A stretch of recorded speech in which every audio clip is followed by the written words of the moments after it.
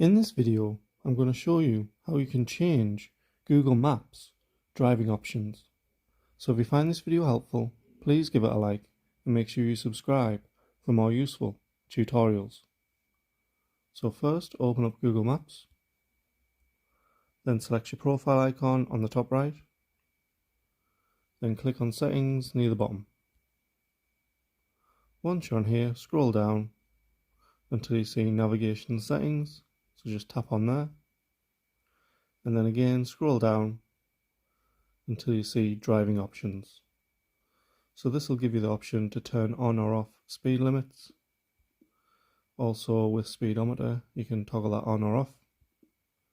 You can also turn on driving notifications. So this just means get ETAs when you connect to your car's Bluetooth. So again, it's up to you if you want to toggle that on or off. And you also have the option of Bluetooth tunnel beacons. So this just means scan for Bluetooth tunnel beacons to improve location accuracy in tunnels. So again, you can either toggle that on or off. So that's how you can change the driving options on Google Maps. Thanks for watching.